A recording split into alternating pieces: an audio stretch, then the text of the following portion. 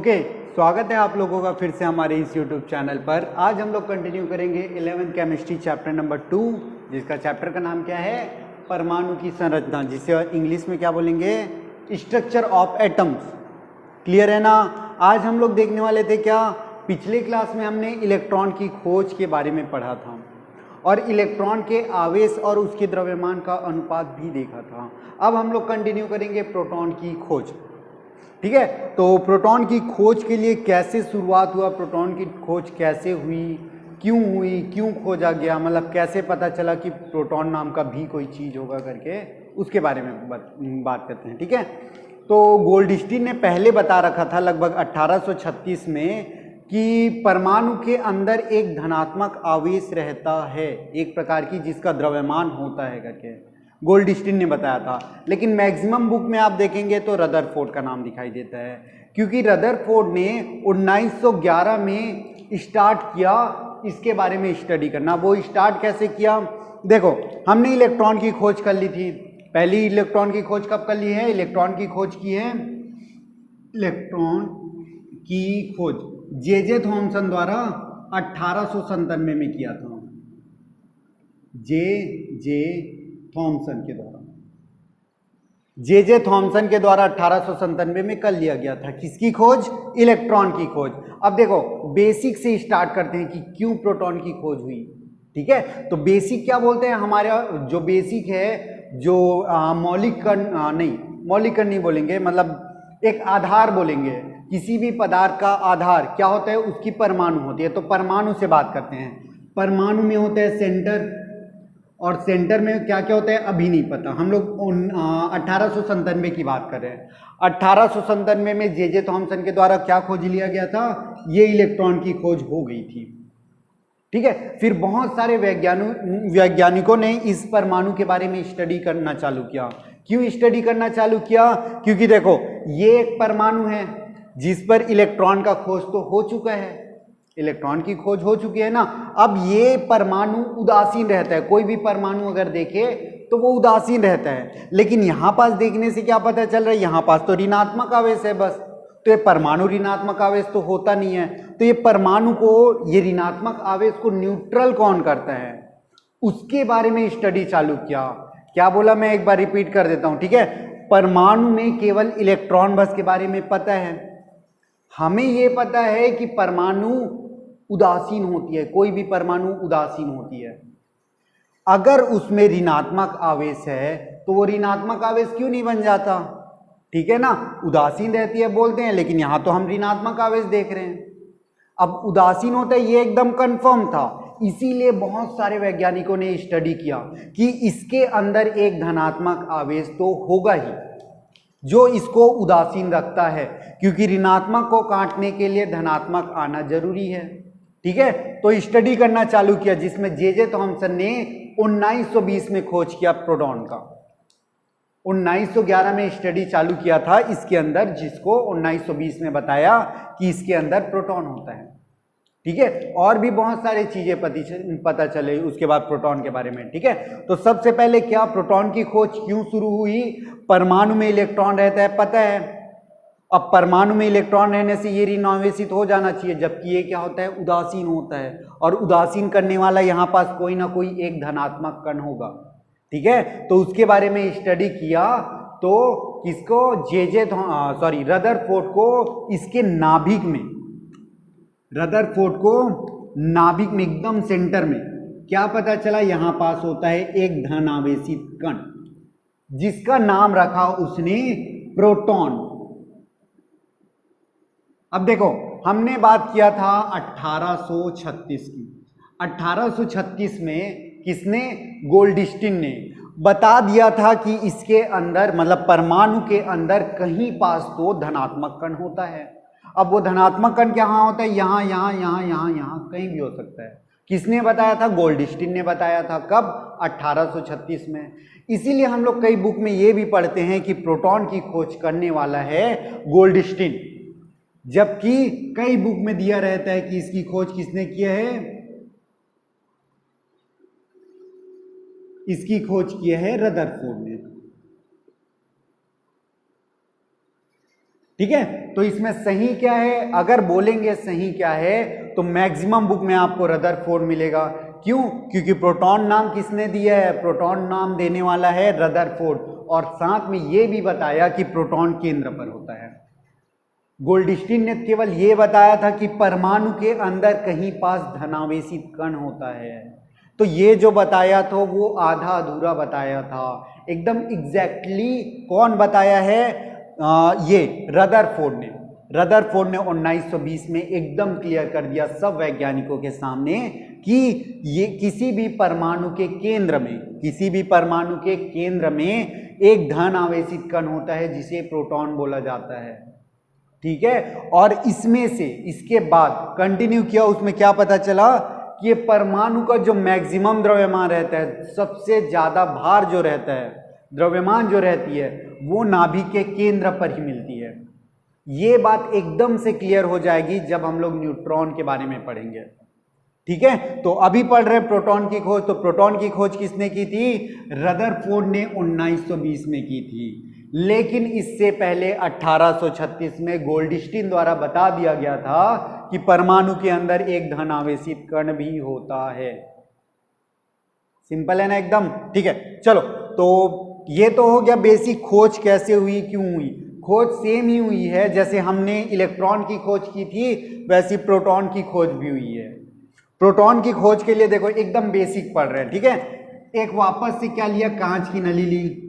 अगर आपने इलेक्ट्रॉन की खोज के बारे में नहीं पढ़ा होगा तो आप जाके पढ़िए, क्योंकि मैं यहाँ पास थोड़ा सा शॉर्टकट यूज करने वाला हूँ, जो वहाँ पास पहले से अगर आप पढ़ लेंगे तो यहाँ पास आपको समझने में दिक्कत नहीं आएगी।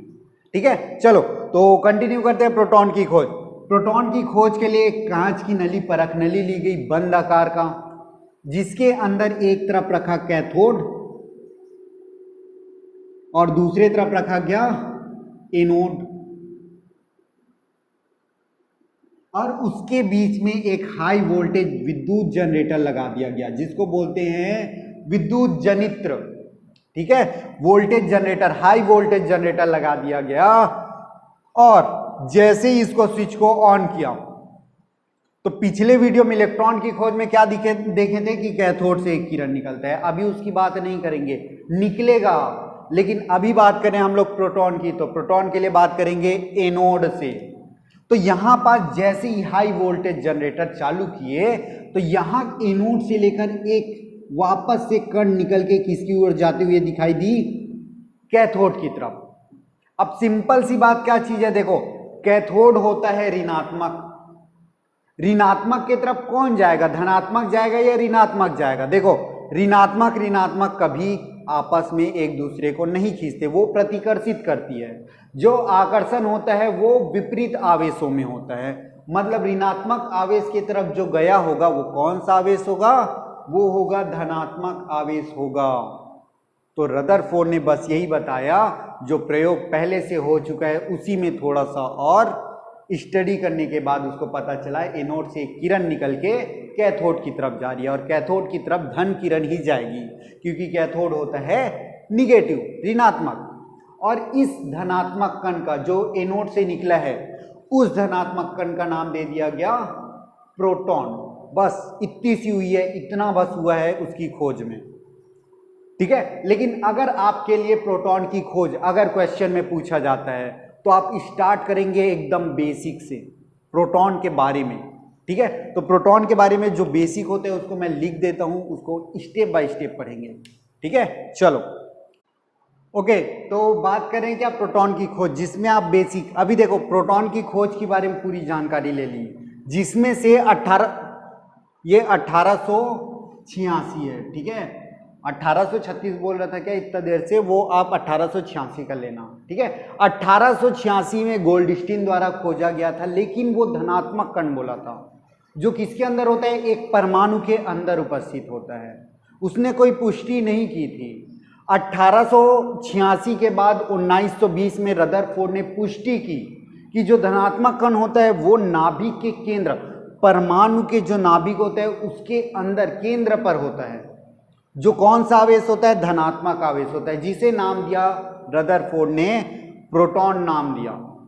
ठीक है, चलो और क्या बोले, अब यहां पास पॉइंट टू पॉइंट अगर आपके में अगर आता है खोज के बारे में तो उसके बारे में कुछ बेसिक नॉलेज आप जरूर लिख लेना।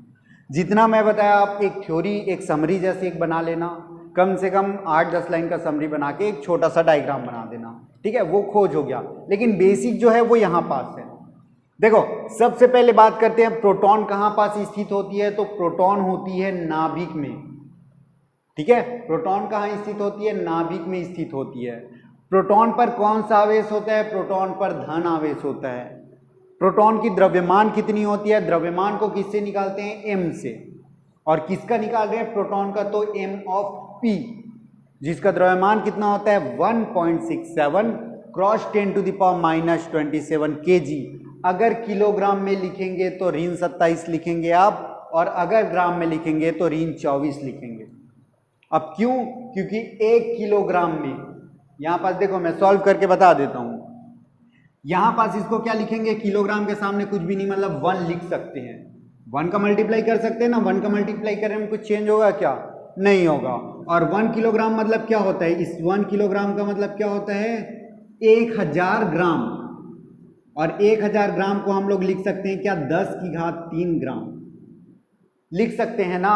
अब ये ग्राम के जगह ग्राम है, 1.67 की जगह 1.67 है, बचा क्या 10⁻⁻27 और 10⁻³ सॉल्व करेंगे क्या आ जाएगा, फॉर्मूला होता है a⁴m इंटू a⁴n। a⁴ मतलब 10⁻⁻27 तो था ही, अब +3 भी आ गया, और ऐड करेंगे तो कितना आएगा, -24 ही आएगा ना, ठीक है। तो ये ऐसे हम लोग ग्राम में वैल्यू कन्वर्ट कर सकते हैं, इसमें आपको कोई दिक्कत नहीं होनी चाहिए, ठीक है। अगर आप यूनिफाइड मास में लिखते हैं, यूनिफाइड एटॉमिक मास में लिखते हैं, एटॉमिक मास यूनिट में, तो आप लिखेंगे 1.0073। क्लियर है, चलो और कंटिन्यू बात करते हैं। अगर इसकी द्रव्यमान के बारे में बात की है, इलेक्ट्रॉन की खोज तो हो चुकी है, अब प्रोटॉन की खोज अभी किया किसने, रदरफोर्ड ने कर दिया, ठीक है। अब इलेक्ट्रॉन का द्रव्यमान देखा और प्रोटॉन का द्रव्यमान, दोनों को नाप के देखे, ठीक है। तो किसका ज्यादा निकला प्रोटॉन का, और कितनी गुनी, इतनी बड़ा, देखो 1836 गुना ज्यादा निकला। अगर हम लोग इलेक्ट्रॉन को 1 ग्राम बोलते हैं, उसका द्रव्यमान अलग है, एक एग्जांपल के लिए बोल रहा हूं, ठीक है। अगर इलेक्ट्रॉन का द्रव्यमान 1 ग्राम है तो प्रोटॉन का द्रव्यमान उसी समय 1836 ग्राम हो जाएगा, मतलब 1 किलो 836 ग्राम, ठीक है। कितनी बड़ी हो जाएगी, इलेक्ट्रॉन जो दिखाई नहीं देगा इतनी छोटी सी होगी, वहीं पास प्रोटॉन के बारे में बात करें तो बहुत बड़ा है, एक आकार बहुत दूर से भी दिखाई देगा, ठीक है, इतनी गुनी बड़ी हो जाएगी। चलो कंटिन्यू करते हैं। प्रोटॉन में आवेश की मात्रा कितनी होती है, आवेश को दर्शाते हैं Q, और किसके लिए लिख रहे हैं, प्रोटॉन के लिए, तो Q ऑफ P। तो प्रोटॉन में जो आवेश होता है वो होता है धनात्मक, पहली बात तो, और उसका मान होता है 1.6 क्रॉस 10⁻⁻19 कूलम, ठीक है।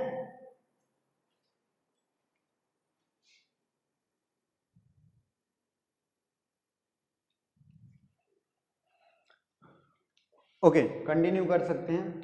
आगे क्या बोल रहे हैं, देखो ये हो गया ना, गोल्डस्टीन द्वारा खोज कब की गई थी, 1886 में। यहां पर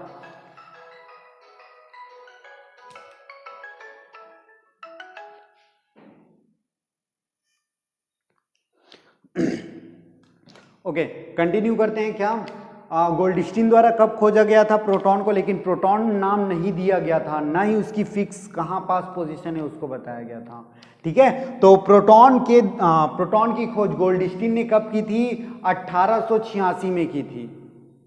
और वहीं बात करें रदरफोर्ड की, तो रदरफोर्ड ने किया था उसकी खोज कब, 1920 में किया था, और उसकी पुष्टि भी की थी कि ये धनात्मक आवेश होता है करके, ठीक है। और कहाँ होता है उसकी भी पुष्टि की थी, कहाँ होता है, केंद्र पर होता है, नाभिक के केंद्र पर, जिसमें कौन सा आवेश होता है, धनात्मक आवेश होता है। किसने पुष्टि की थी, रदरफोर्ड ने।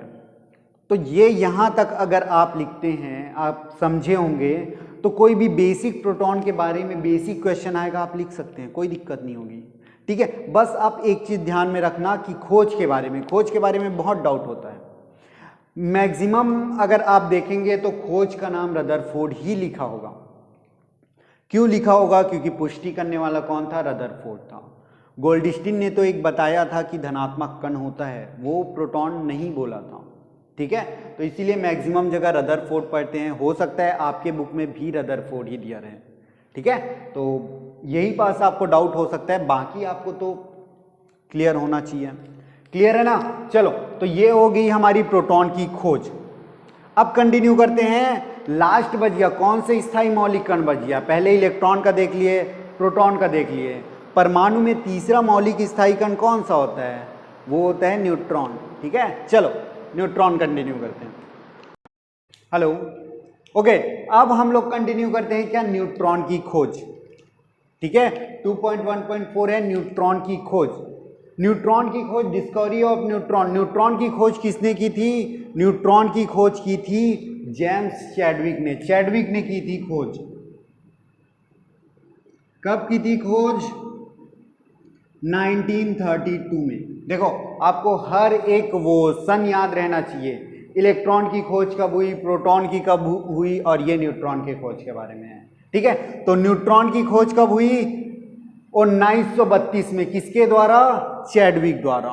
अब यहां पास भी हम लोग बेसिक की बात करेंगे, लेकिन बात कर लेते हैं पहले खोज कैसे हुई, ठीक है। तो न्यूट्रॉन की खोज से पहले जो परमाणु का द्रव्यमान था, जैसे ये एक परमाणु है, ये क्या है? परमाणु है।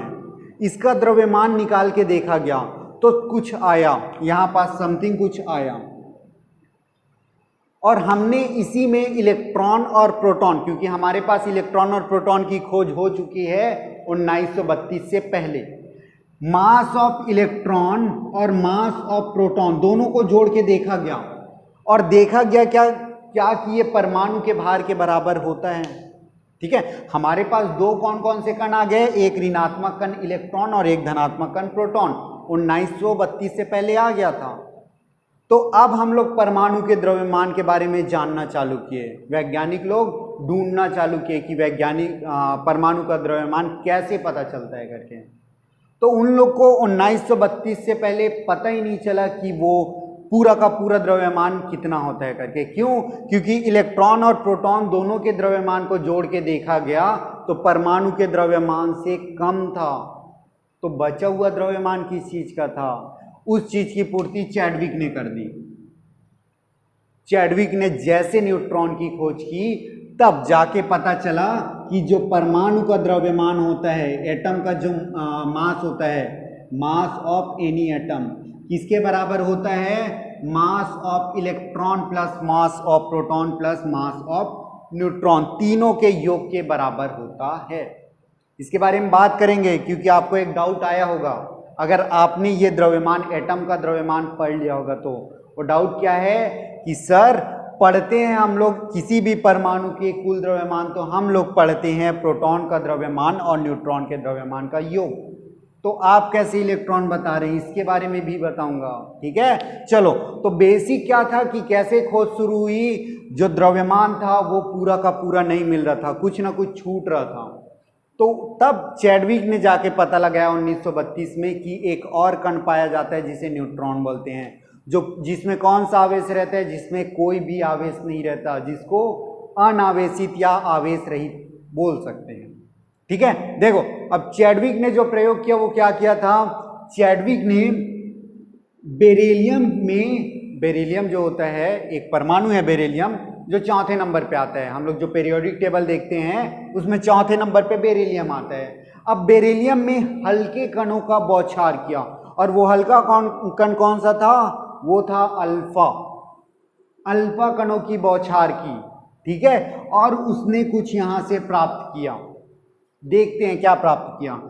बेरिलियम का क्रमांक कितना होता है? 4, द्रव्यमान होती है 9, और अल्फा कण का ये हीलियम जैसे व्यवहार करता है, हीलियम का होता है 2 तो इसका भी होगा 2, और हीलियम का द्रव्यमान 4 तो इसका भी होता है 4।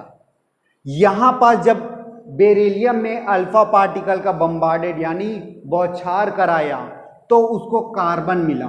कौन सी परमाणु मिली? कार्बन मिली। कार्बन का क्रमांक कितना रहता है? 6, और उसका द्रव्यमान कितना रहता है? 12। देखो, हमें क्रमांक से कोई मतलब नहीं, 4 और 2 6 है, इसको जोड़े बिना भी ऐसे बता सकते हैं, क्रमांक से कोई रिलेट नहीं करेंगे। ठीक है। लेकिन बात करते हैं द्रव्यमान। हमने चैप्टर 1 में क्या पढ़ा है? द्रव्यमान संरक्षण का नियम पढ़ा है। द्रव्यमान संरक्षण के नियम से क्या पता है हमको कि पहले का द्रव्यमान, पहले को क्या बोलते हैं? अभिक्रिया से पहले क्या बोलते हैं? अभिकारक। तो अभिकारक का द्रव्यमान किसके द्रव्यमान के बराबर होता है? उत्पाद के द्रव्यमान के बराबर होता है। ये तो हमने पढ़ रखा है और ये उस समय भी पता था कि ये अभिक्रिया के पहले और अभिक्रिया के बाद द्रव्यमान बराबर होता है। ठीक है, तो अभिक्रिया के पहले द्रव्यमान और अभिक्रिया के बाद अगर द्रव्यमान बराबर रहता है तो यहां पास आप चेक कीजिए, इधर द्रव्यमान गायब हो गया। क्यों? बेरिलियम का द्रव्यमान होता है 9, अल्फा का होता है 4, तो टोटल ये अभिक्रिया से पहले द्रव्यमान कितना निकल गया? 9 4 13। और अभिक्रिया के बाद कितना है? केवल अभी 12 बस है। तो ये गलत है कि सही है? द्रव्यमान संरक्षण के नियम के हिसाब से तो ये गलत है। तो चैडविक ने क्या देखा, जब बेरिलियम में अल्फा कणों की बौछार की तो वहां पास से एक कण निकल रहे हैं। ये एक बेरिलियम है, ये एक बेरिलियम है, उस पर अल्फा कण की बौछार किया गया। तो यहां पास जैसे बौछार किया गया तो यहां पास से एक कण उत्सर्जित हो रहा था। ठीक है, यहां पास से क्या है? एक कण उत्सर्जित हो रहा था। और वो कण कैसा था? वो कण था आवेश रहित, लेकिन उसमें द्रव्यमान था, उसमें कुछ ना कुछ उसकी वजन थी, लेकिन आवेश कुछ भी नहीं था। ठीक है, तो इसमें आवेश नहीं था। इसको लिखते हैं क्या? अब द्रव्यमान था तो द्रव्यमान क्या निकला? देखो तो 9 4 तो 13 हो गया, कितना बचा? 1। तो वही न्यूट्रॉन का द्रव्यमान माना गया। यहां पास कितना होता है? न्यूट्रॉन का 1। यहां पास देखा गया कि न्यूट्रॉन का भी द्रव्यमान होता है इसका 0। न्यूट्रॉन को लिखते हैं 0n1। तो खोज कैसे हुई? द्रव्यमान संरक्षण का नियम आप ला लेना, वर्डिंग में ला लेना। क्या बोलोगे कि अभिक्रिया के पहले अभिकारक का कुल द्रव्यमान उत्पादों के कुल द्रव्यमान के बराबर होता है। लेकिन जब चैडविक ने बेरिलियम और अल्फा कण को दोनों को ऐड किया, बौछार किया था अल्फा कण को, तो वहां पास द्रव्यमान 13 और कार्बन बनता है उसका होता है 12। तो एक द्रव्यमान गायब है ना, वो किसके लिए रहेगा? वो रहेगा न्यूट्रॉन का। अब देखो तो द्रव्यमान कितना हो गया? 12 और 1 13। अब हमारा बैलेंस हो गया। द्रव्यमान संरक्षण का नियम की पुष्टि भी हो गई। ठीक है, चलो, तो ये हो गया। ऐसे खोज हुआ था किसके द्वारा? चैडविक के द्वारा। क्लियर है ना? दिक्कत। और इसको बोलते हैं, इस अभिक्रिया को नाभिकीय अभिक्रिया के नाम से जानते हैं। ठीक है, नाभिकीय अभिक्रिया। ठीक है ना, डाउट नहीं करना इसमें। तो ये हो गया नाभिकीय अभिक्रिया, जिसमें बेरिलियम के ऊपर अल्फा कणों का बौछार करके कार्बन बनाया जाता है, जिसमें एक और अनावेशित कण प्राप्त होता है जिसको न्यूट्रॉन बोलते हैं। चैडविक ने इसका नाम न्यूट्रॉन रखा था। सिंपल। चलो, तो इसी को एक बेसिक, इसका न्यूट्रॉन के बारे में कुछ बेसिक पॉइंट जान लेते हैं, आपके एग्जाम पॉइंट ऑफ व्यू से इंपॉर्टेंट रहेंगे। ठीक है, चलो।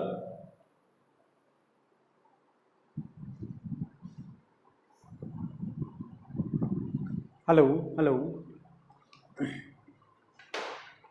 ओके, तो कंटिन्यू करते हैं। एक बेसिक एक जान लेते हैं कि न्यूट्रॉन की खोज के बारे में, न्यूट्रॉन के बारे में बेसिक जान लेते हैं। ठीक है, तो न्यूट्रॉन पर कोई भी आवेश नहीं होता, आवेश रहित होती है, पहला पॉइंट। ठीक है, इसमें कोई डाउट नहीं करना। न्यूट्रॉन मतलब न्यूट्रल, नाम से समझ आ रहे हैं न्यूट्रल। अगर आप बाइक वगैरह चलाते हैं तो उसमें भी न्यूट्रल होता है, गियर लगाते हैं, first gear, second, third, fourth, एक आता है उसके बाद न्यूट्रल। न्यूट्रल मतलब जिसमें कोई भी गियर नहीं लगा रहता। वैसे यहाँ पास न्यूट्रॉन मतलब जिसमें कोई भी आवेश नहीं होता। ठीक है ना। चलो, परमाणु के नाभिक में होता है, ये भी किसके साथ? प्रोटॉन के साथ नाभिक में पाया जाता है।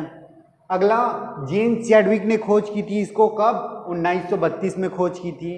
प्रोटॉन का भार न्यूट्रॉन का भार और प्रोटॉन का भार लगभग समान होता है, लेकिन अगर डीप में जाएं तो न्यूट्रॉन का भार ज़्यादा होता है।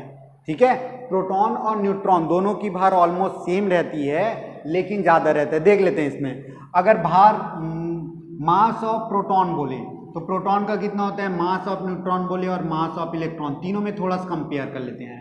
ठीक है। मास ऑफ प्रोटॉन होते हैं 1.0073 एटॉमिक मास यूनिट, और वहीं न्यूट्रॉन का होता है 1.0085 एटॉमिक मास यूनिट, और इलेक्ट्रॉन का होता है 0.00055, ठीक है, एटॉमिक मास यूनिट। अब देखो यहां पास तीनों में कंपेयर करो तो सबसे ज्यादा कौन सा दिखाई दे रहा है? मास ऑफ न्यूट्रॉन सबसे ज्यादा होता है, मास ऑफ प्रोटॉन उसके बाद होता है। ये दोनों बहुत ही हाई है, किससे? मास ऑफ इलेक्ट्रॉन से, ठीक है ना। चलो ये दोनों ऑलमोस्ट इक्वल दिखाई दे रहे हैं, लेकिन ये वाला 0.000 तीन जीरो आने के बाद 55 आ रहे हैं, मतलब अब भी पढ़े हम लोग प्रोटॉन से कितना कम होता है। मास ऑफ प्रोटॉन की बात करें तो 1836 गुना कम होता है,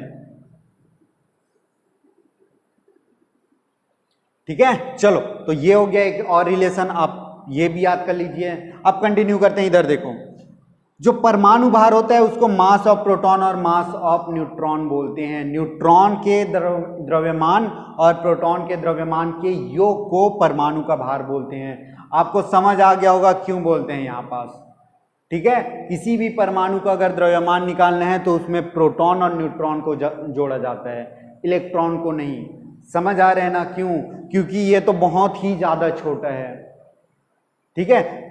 एक एग्जाम्पल के तौर पे अगर आपके पास 1001 रुपए है, जेब में 1001 रुपए है, और रेंडमली किसी ने पूछ लिया आपसे पैसा चाहिए, उसको 200-400 रुपए चाहिए, ठीक है, 200-400 रुपए चाहिए। वो पूछेगा भाई पैसा है क्या तेरे पास, कितना रुपए है? तो तुम क्या बताओगे, 1001 बोलोगे कि 1000 बोलोगे? उस समय हमें भी दिखाई देता है कि 1000 के सामने ये 1 रुपए की वैल्यू नहीं दिखाई देती। वैसे यहाँ पास जब तीनों के द्रव्यमान को जोड़ते हैं तो ये तीसरा वाला का वैल्यू नहीं दिखाई देता है, लगभग ना के बराबर होता है। इसलिए हम लोग क्या करते हैं, परमाणु का द्रव्यमान निकालने के लिए प्रोटॉन और न्यूट्रॉन के द्रव्यमानों का योग कर देते हैं, बस, ठीक है। चलो, नाभिकीय अभिक्रिया बेरिलियम प्लस अल्फा कार्बन और न्यूट्रॉन मिलता है। ये अब भी हमने बात किया, बेरिलियम में अल्फा कणों का बौछार करते हैं तो वहां से एक अनावेशित कण निकलती है जिसको न्यूट्रॉन नाम दिया गया, और जिसे किससे दर्शाते हैं? एन से दर्शाते हैं, जिसमें भार तो होता है लेकिन आवेश नहीं होती है, ठीक है ना। चलो तो ये हो गया हमारा न्यूट्रॉन की खोज, क्लियर है ना। आज हमने पढ़ लिया प्रोटॉन की खोज और न्यूट्रॉन की खोज, इससे पहले इलेक्ट्रॉन की खोज के बारे में पढ़ लिया है, ठीक है। तो आज बस इतना ही करते हैं, नेक्स्ट क्लास में देखेंगे हम लोग क्या है, परमाणु मॉडल है शायद, ठीक है। तो परमाणु मॉडल आप पहले भी पढ़ चुके हैं 9th में, क्लास 9th में। आप अगर अच्छे से समझना चाहते हैं तो उसमें ज़्यादा अच्छे से बेसिक दिया हुआ है, ठीक है। तो आप वहाँ जाके एक बार रीड कर लीजिए, वापस से रिकॉल कर लीजिए जो आपने पढ़ा था, ठीक है। फिर कल से हम लोग स्टार्ट करते हैं परमाणु मॉडल, ठीक है। चलो।